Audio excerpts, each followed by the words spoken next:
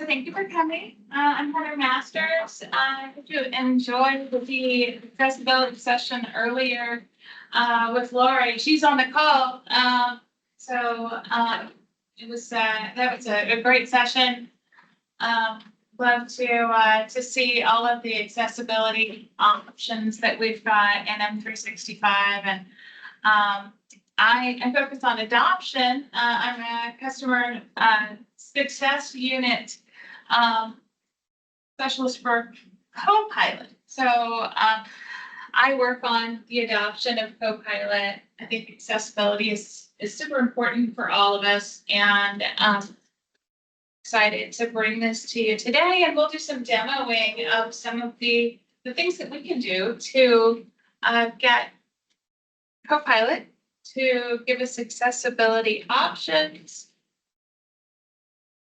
And we're here today to make sure that everybody has all those tools at their fingertips about accessibility and what we can do. We'll talk a little bit about Microsoft's accessibility story, Windows dictation, so talking to Copilot, and prompting for accessibility.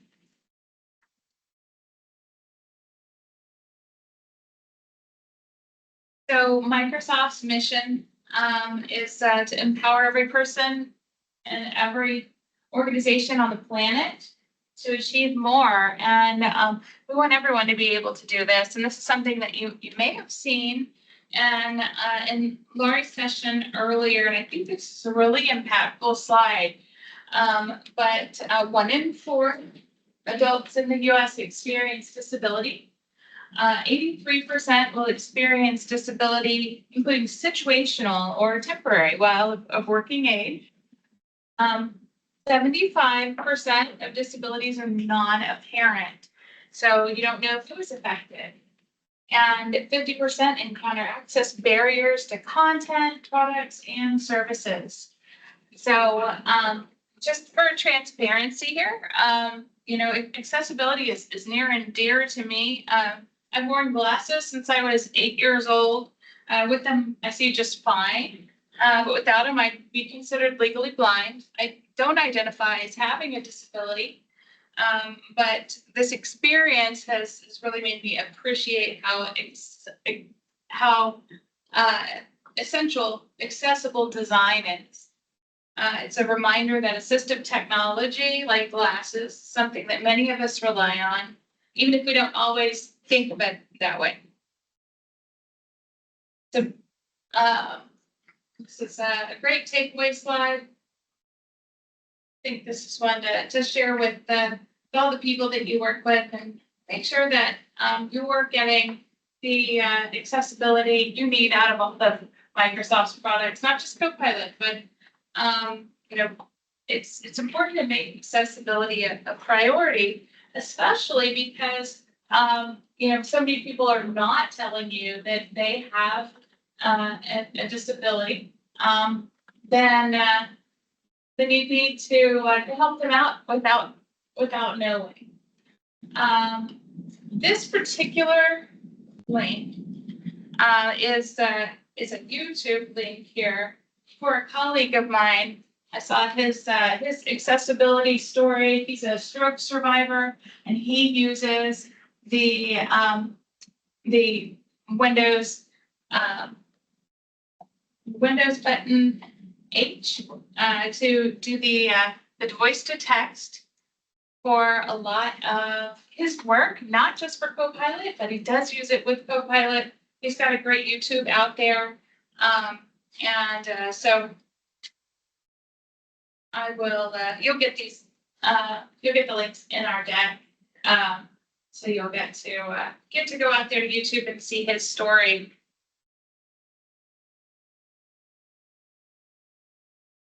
The way that we get to that Windows dictation, speech to text, is we have that Windows key and H, and we're able to talk to Copilot, as well as other. To bring up my Copilot here.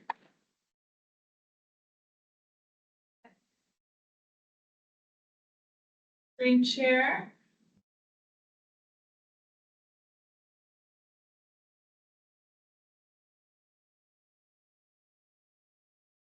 Share again. Okay, so now you're seeing my screen with my Copilot here.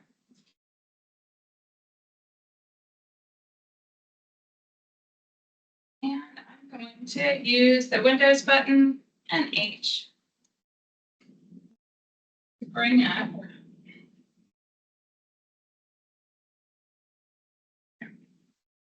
Sorry. To bring up this little box here. So you'll see that now I'm able to start voice typing. So first you've got to select the box. So I'm gonna just go here and message Copilot. Box again. Now it's listening.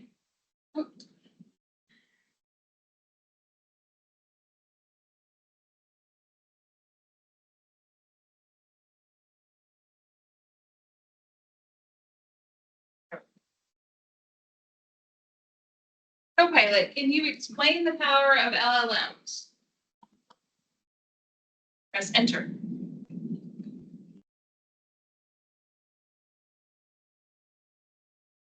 You can see getting an answer there from Copilot with the power of LLMs. Oh, it's still listening to me. Is that dictation, is the Windows H dictation shortcut a Copilot specific feature or specific unique to Windows generally? It's unique to Windows, and what's great about it is you can use it in Word, you can use it in any application with a text box. So this is not just for Copilot, although it's really helpful for Copilot to talk to the LLM.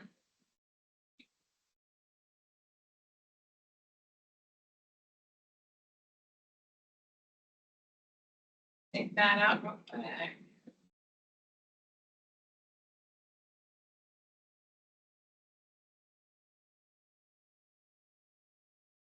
Copilot, can you help me find the next meeting with my manager?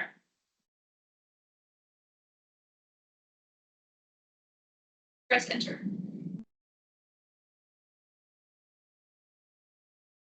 Okay, it looks like I'm on the web tab, not on the work tab.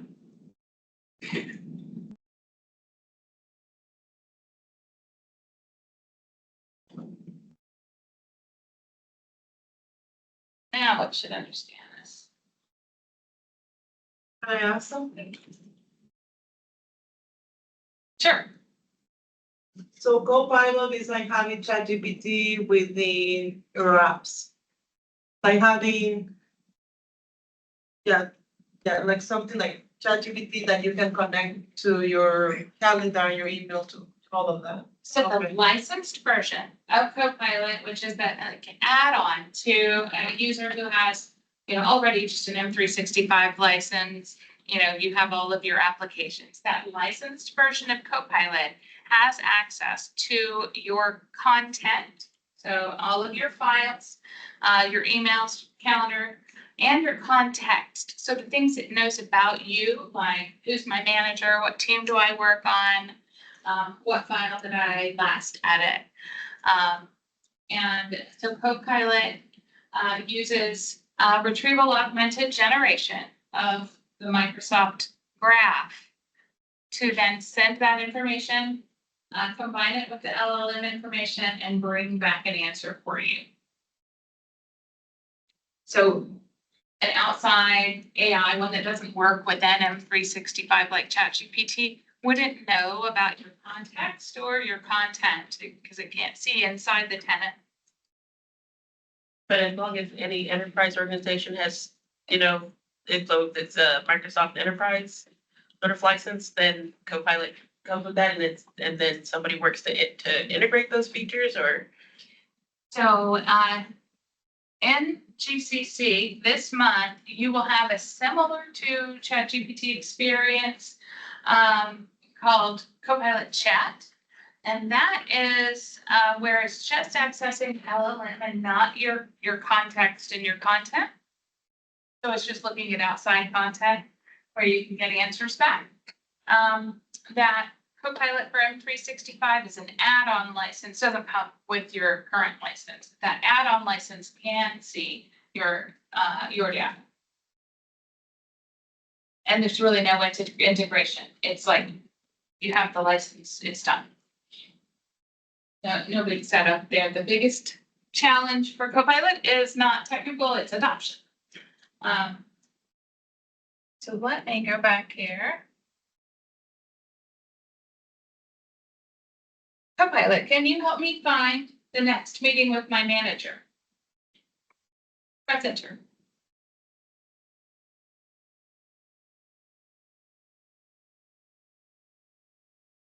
So it knows who my manager is. Found Angela. And here are some of the next meetings that we have scheduled.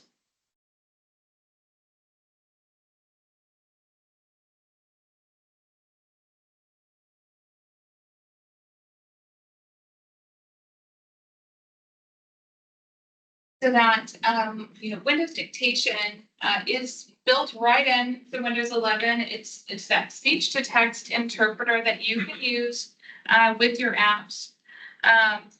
And you can use natural language in Copilot just by talking to Windows Dictation.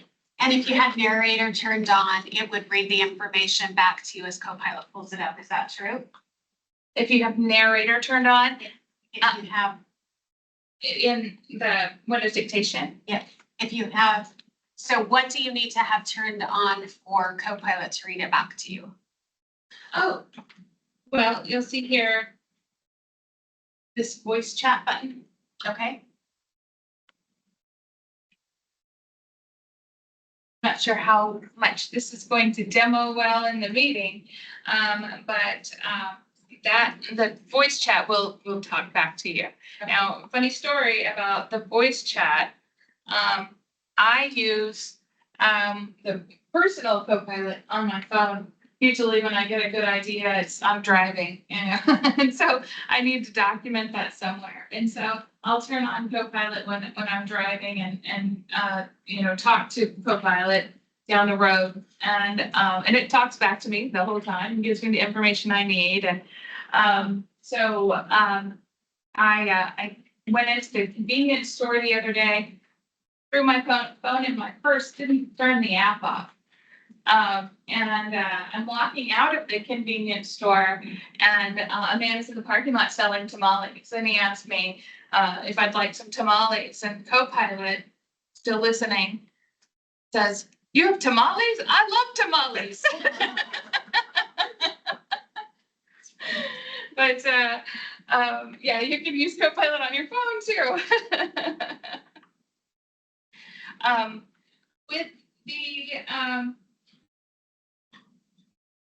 With the Windows Dictation, we also have the screen reader capability, so text to speech and screen reader capability.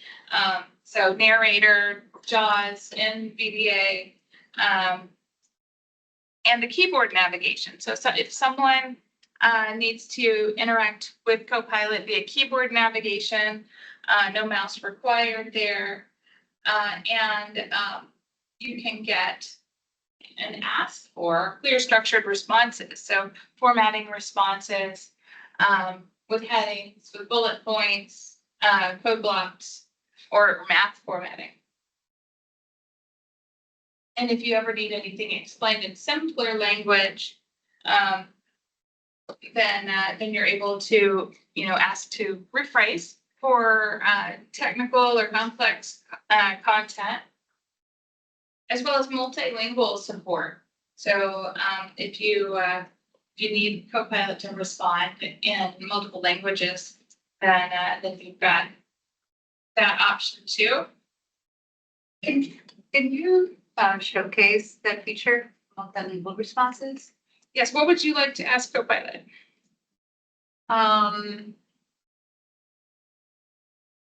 Maybe to produce a short summary of a meeting. Okay, let's see here. Yeah.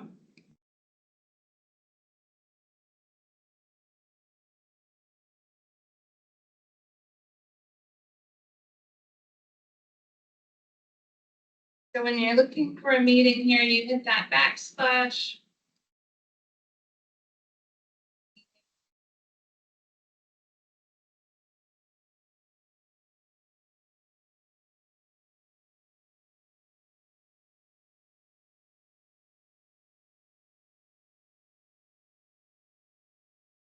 So this was a recorded meeting that happened internally on my team.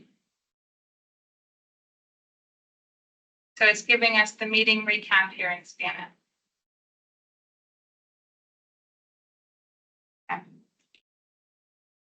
Now, is that Spanish? How does that look to you?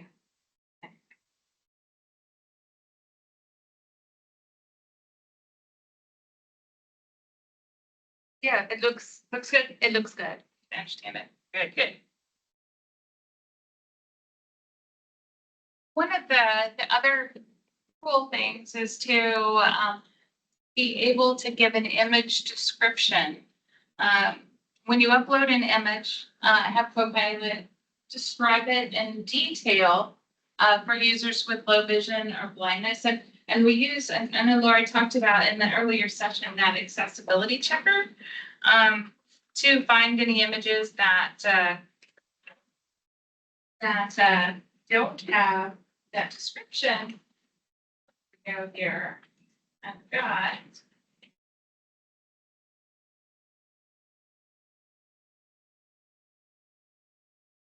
image that I uploaded. And so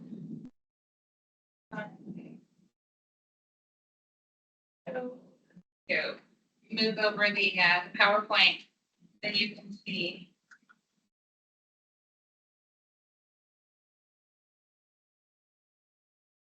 Full screen when I go to this image. That's the North Carolina State House, right? I'm gonna open up.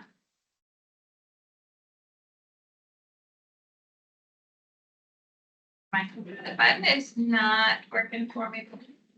Oh, because maybe it's saved in the right location. Let me just grab that image and we'll do it here.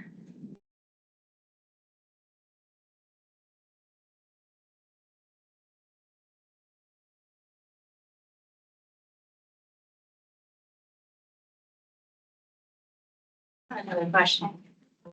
Going back to when you mentioned regarding information being able to be interpreted in a different, more simplified way, can Copilot produce plain language?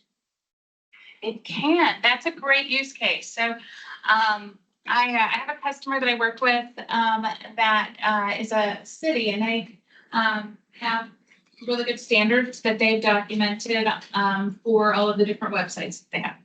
And so they've won awards for their plain language. But because that's all documented online, anyone can use it and reach out and say, you know, can you please process this through the plain language standards that I have? So you might use theirs, you might use yours, but whatever your plain language standards are, you can generate that. If you have an external facing website, is it feasible? Is it something that can be done to look at that website and give you what kind of accessibility standards you should put on that website? So you would be taking that link from your website and asking Copilot something like, analyze this page for any accessibility problems. Yeah, absolutely. I've tried that several times. I'm getting mediocre results. Are you? You know, Okay. you know what I found as far as posting links is sometimes if I describe what website it is that I'm looking for rather than give it the link, it finds it easier.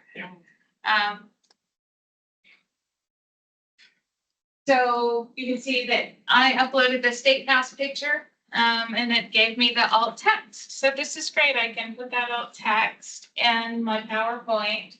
And someone with low vision can have the screen reader tell them what that image is.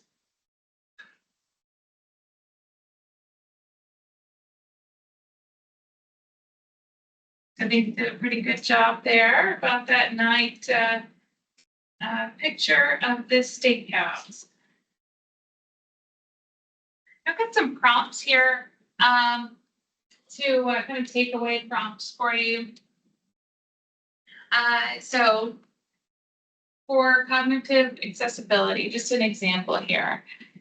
Explain how to apply for Medicaid in North Carolina in simple step-by-step language. So if you were needing to explain something in simple language, you can ask Copilot, even if it's a really technical process, you can ask Copilot for that simple language and get back, something that's easy for you to explain to other people. So it'll break down that complex process, and you can get that simple language.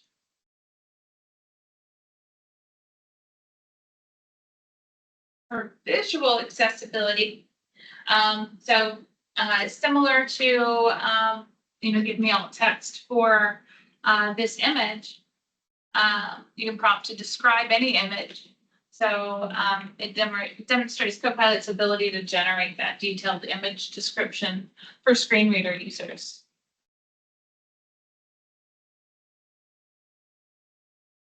For motor accessibility, give me keyboard-only instructions to turn on closed captions in Teams.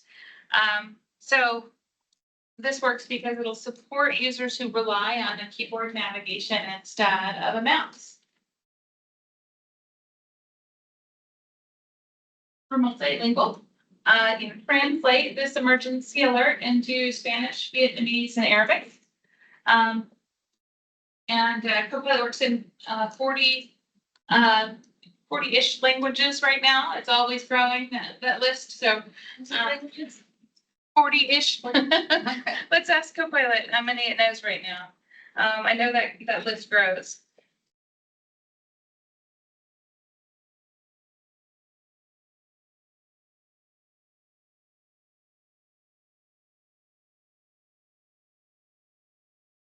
Oh, it says I can understand and generate text in over 100 languages, as well as many regional and less commonly spoken languages. So it didn't give me the full list, but it says over 100. Does it speak or just write, Copilot? It can understand and generate text, so it can do both, speak and write. Copilot, Yes. like the machine can speak? Yes. Okay.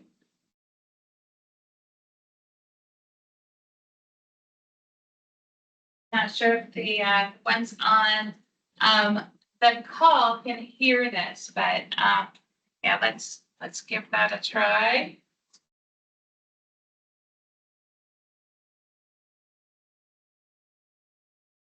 Copilot.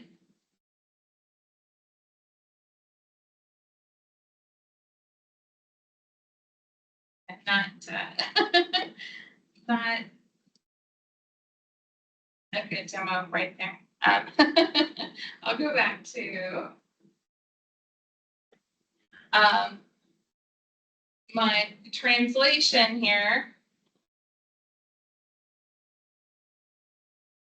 The document accessibility, that accessibility checker that we've got built into the apps will help with document accessibility. Typically, I am using it in PowerPoint all the time, making sure that I've got the accessibility checker for all of my PowerPoint decks. It's also available for your Word documents.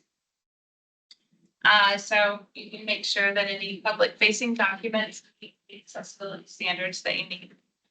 How does it review that accessibility? just based on the standards that I guess Copilot uploads, like ADA, something like that? You can ask for those specific standards. So if you have something that you need, to adhere to,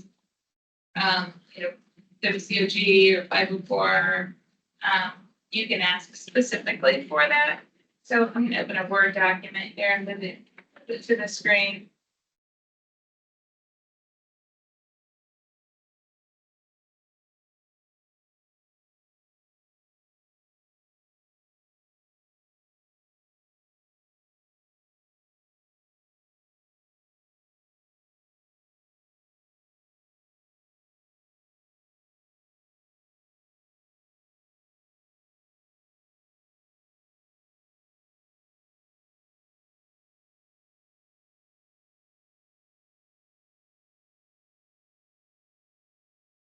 So can it check, for example, an event's agenda for possible compliance? Yes, so let's see here. I'm just gonna check accessibility. See here, ensure you have edit access and you're in editing mode. Oh, let me go to.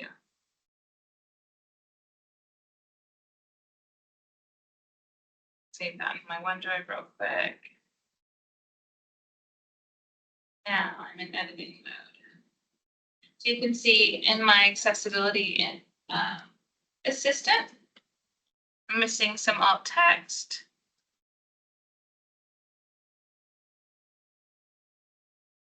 Like for this document, someone had already run the checker because there was not a lot to check there. But in Copilot, so that was just with the check accessibility. If I go to Copilot here,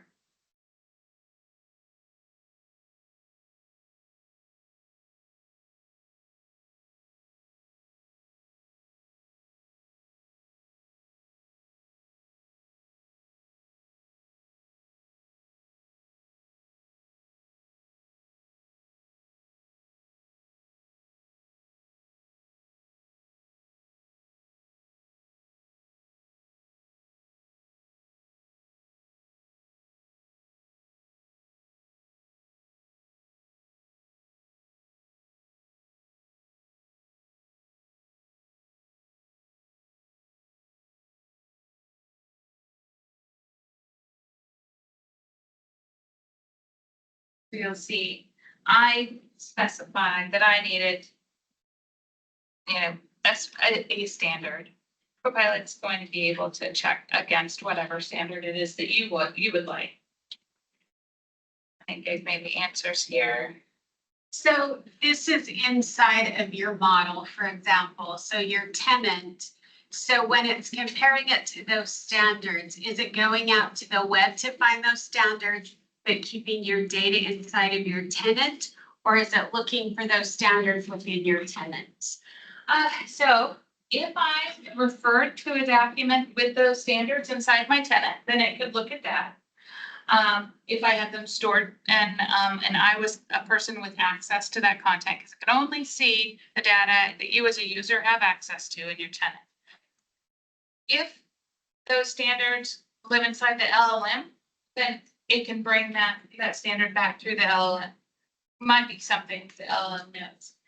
If web grounding is on, which is optional for GCC tenants, but if web grounding is on, then it can go out to the web and find that information.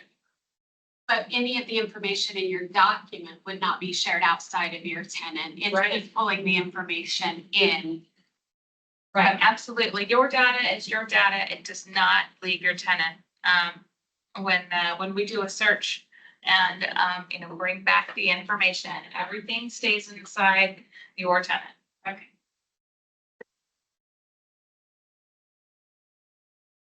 Or something like a PDF. In my line of work, we have a lot of different people just kind of sending us completed PDFs without necessarily the word source file. Would I be able to upload that to Copilot and have it analyzed the same way? Or does it need, like screen reader functionality is a big thing that we're trying to check documents for right now, just as an example. Right.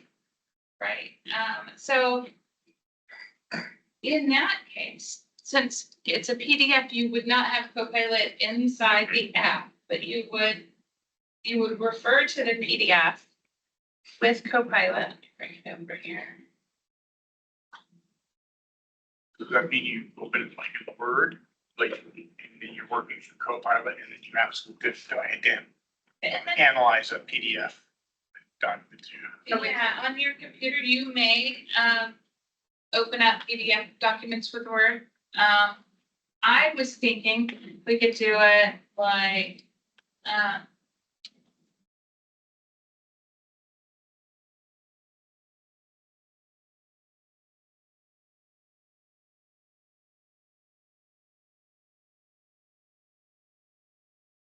referring to the file. So I'm going to, let's see here, PowerPoint. Find a PDF.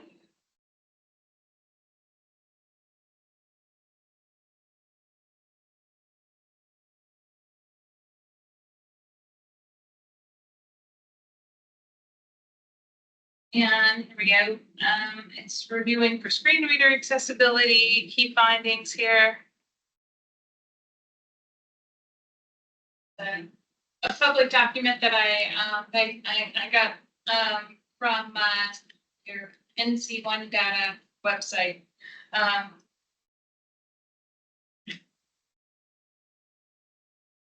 No explicit accessibility tags. Includes at least one image placeholder, some recommendations here. So it can generate the tagged version. Okay. Yeah, it's asking if you would like, to help generate the tagged version. Okay. It's pretty big.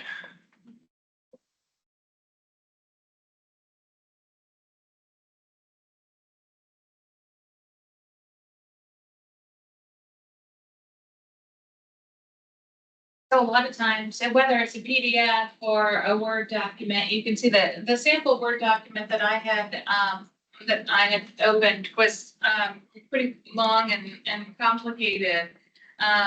But summarize this document into a short, plain language version.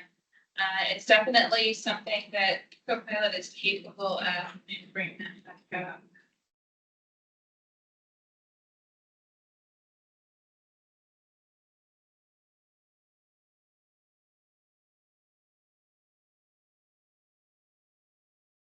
So this is a technical document about the governance of Copilot agents. You'll see that when you have a document, you bring up and you've got Copilot licensing.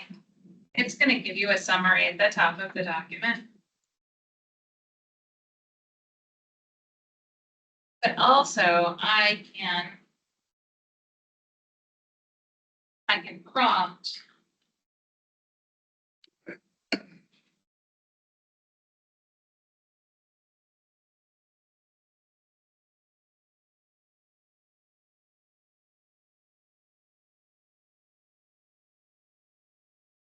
specifically for what I'm looking for in that summary. And it's going to output your summary. Now, when you're working with Copilot in your apps or in Copilot for M365, you'll notice that you've got this reference. Now, these are references. You'll see this one. That's the document I have open. So it's pointing to the content that it's summarized. So I can verify that it hasn't made up the content. Like this is content that exists in my document. But whatever you ask for, whether it's going out to the web and getting, a reference from the web or your tenant data, it's going to give you that little reference there. You'll be able to verify. So you can navigate to that content and ensure that it's the content that you are actually looking for.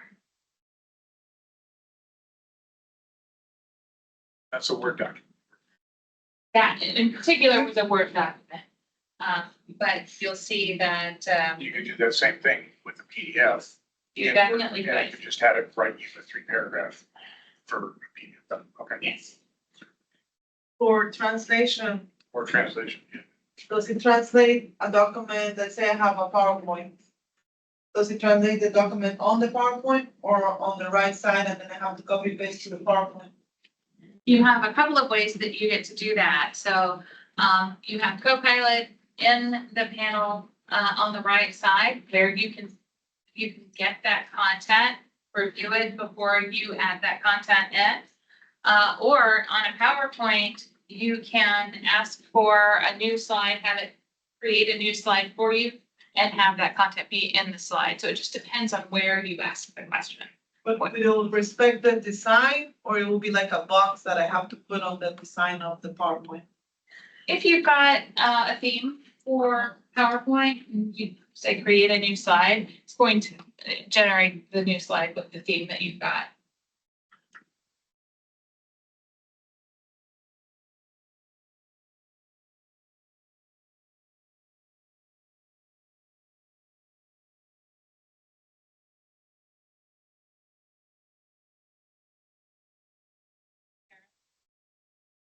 Demo the Windows Dictation.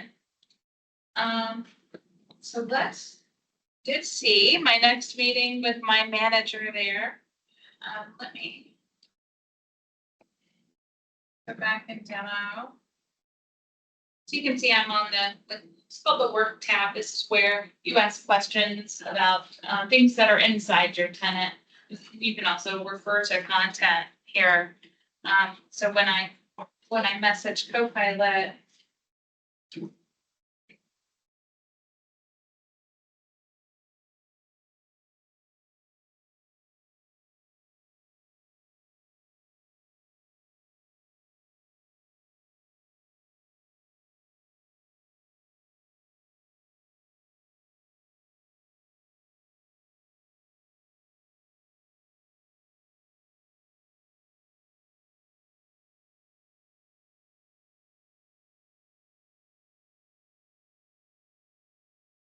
it's gonna look at my meetings, my Teams chat, my email. And it's going to say to organize a meeting about Copilot in North Carolina. Here are the stakeholders. And you'll see, here's my reference. This was from an email. That is so cool. There's my reference here. This came from a Teams chat. These came from a Teams channel and a stream recorded meeting. That's also from the stream recorded meeting. I'll put his name wrong. And then it tells me the people that I should include. It says include Karen. Now, we've got additional considerations here. But, helps you gather the information that you need for a meeting and gives you all the references that you need.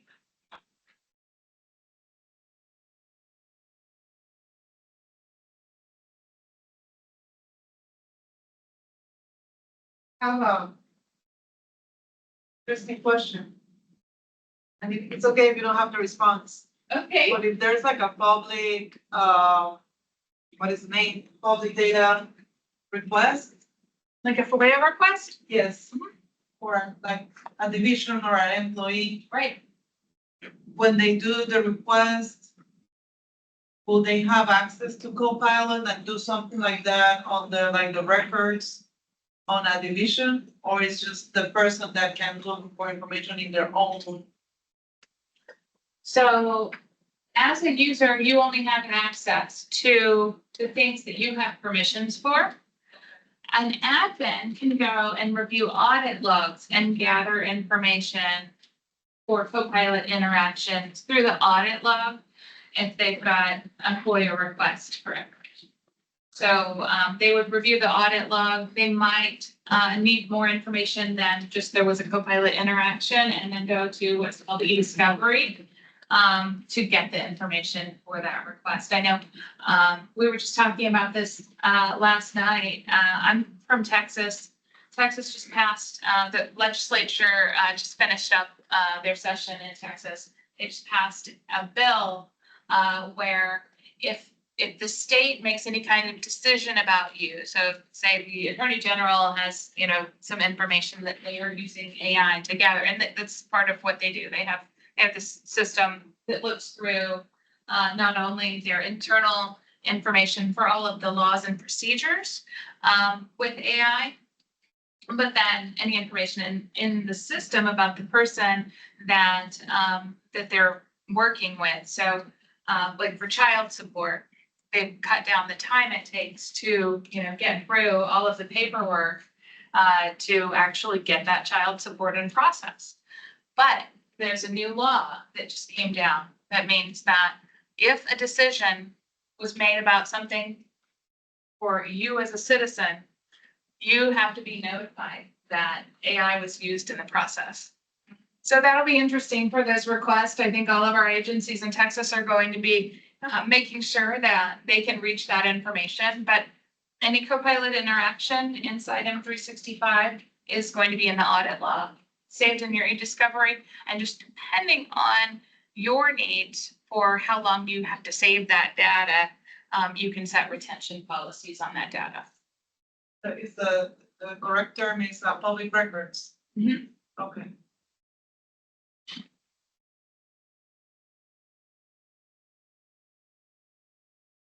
So, one of the other, But what I meant is my question was like, if they request public records to a person, Mhm. the requester can use Copilot to get those public records? the other That's my way around, not the public, No, yeah, no, that's my not question. about state data, but Yeah. you're looking for a public record about a citizen. For an state employee, like anybody on our emails, everything is public record. Mhm.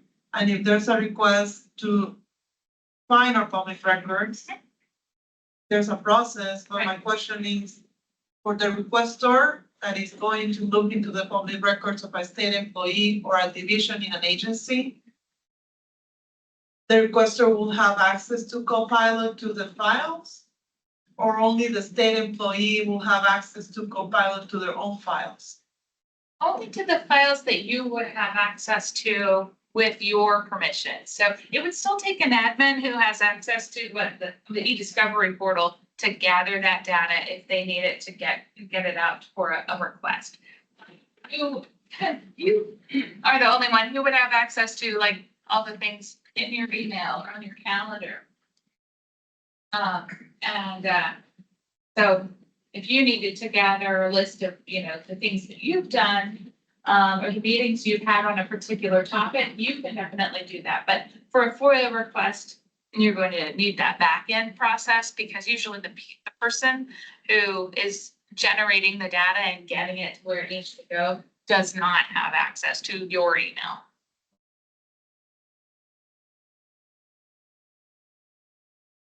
So within Copilot, you get the option to go back through your prompts. You can save your prompts and rerun them. So you don't have to type those prompts every time. So that's a good accessibility option there. If we go, To do automatically, or do you have to do something? you will eventually be able to save them and run them automatically. That's not in GCC quite yet, but you can. So you'll see here, I have the options. Share my prompt or share my prompt to the team. And this saves, and this is a capability within GCC. This saves a prompt to the Copilot prompt gallery. And let's say it's a process that you and your whole team need to repeat. Then you can go into the prompt gallery, save your prompt to that particular team from your dropdown, and I'll go there real quick. then it can be reused by anyone who needs to use it.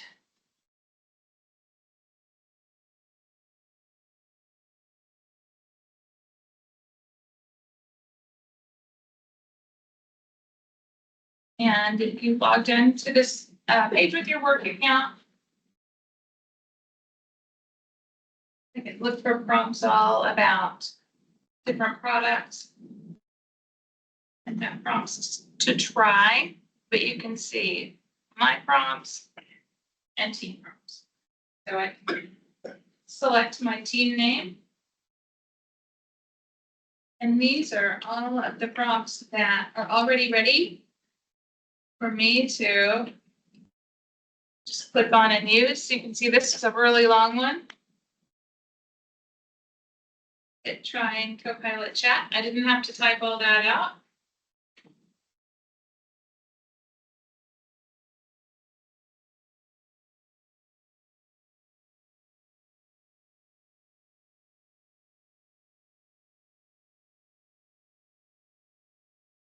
And if we look at just called what I call my killer prompt, but it's the longest prompt that I've got. Just to show you that you can save these down and don't have to type them every time. Can you name them so you can say, hey, Copilot, run my daily routine? Hey, Copilot, can you? I haven't tried that. That's a good question, because it does say that like with the first little bit of your prompt instead of a name. But you'll see this little schedule this prompt. Now in GCC don't quite have this yet, but it'll be coming. I can schedule it, give it a start date and time. I can run it every day, run 5 times a day if I like, but that would be a little excessive. And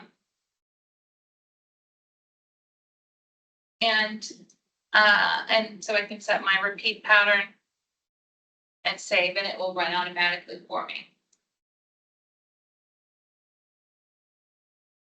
Now, it's a super long prompt. You'll see I've got these meetings scheduled, unread email summary, high priorities. I can plan my day around this super long prompt. Does it have access to Planner? It does have access to Planner, not to do, but Planner. So if you've got, I wish it had to do because I would use that. But someday, but yeah, definitely you can access Planner, and so if you're a Planner user, that's a great benefit. It's great. And we are, I just noticed, going over time a little bit. So thank you so much.